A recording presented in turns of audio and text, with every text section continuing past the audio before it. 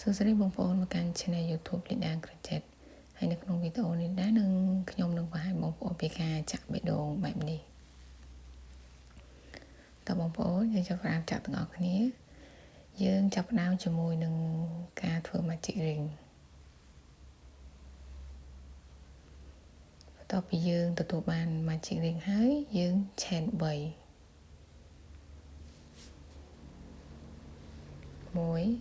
2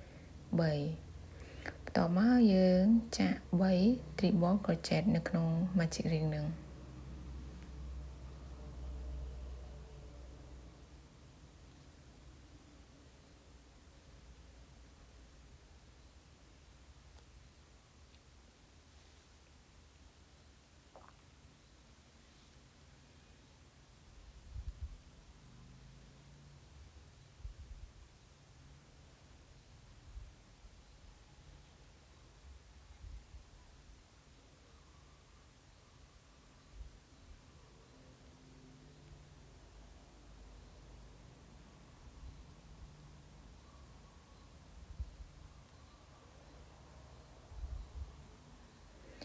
ចាបងប្អូនបន្ទាប់ពីយើងបាន3 Triple Crochet ហើយយើងចាក់3 Double Crochet បន្ថែមទៀតបងប្អូនមើលអត់ទាន់ទេបងប្អូនអាចមើលក្នុងវីដេអូនេះមើលហើយមើលទៀតបាន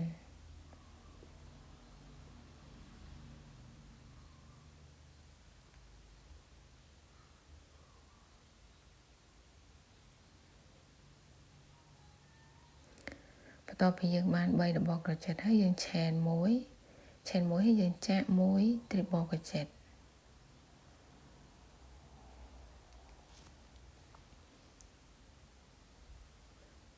យើងបាន1 Triple Crochet ហើយយើង Chain 1ទៀតហើយយើងចាក់3 Double Crochet ក្នុង Magic Ring នឹងទៀត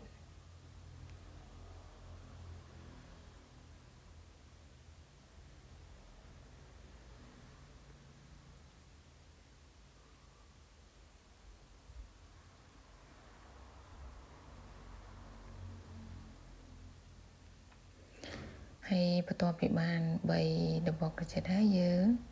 ចាក់3 Triple Crochet ទៀត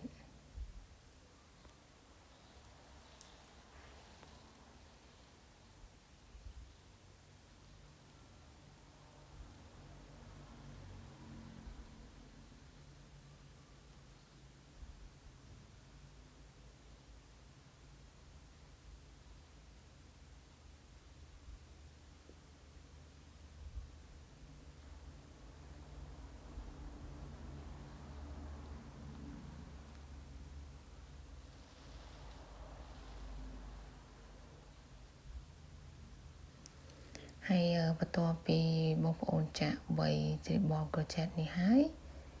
យើង Chain 3ឡើងទៅលើហើយយើង slip stitch នៅក្នុង Magic Ring ហ្នឹងហើយបងប្អូនកាត់អំបោះមកហើយបងប្អូនទាញអំបោះផ្ចិតមកយើងនឹងទទួលបានបេះដូងដ៏ស្រស់ស្អាតនេះហើយអរគុណបងប្អូនសម្រាប់ការទស្សនាវីដេអូនេះបងប្អូនកុំភ្លេចជួយ Subscribe Channel YouTube របស់ខ្ញុំផងដើម្បីទទួលបានវីដេអូថ្មីៗបន្តទៀតអរគុណ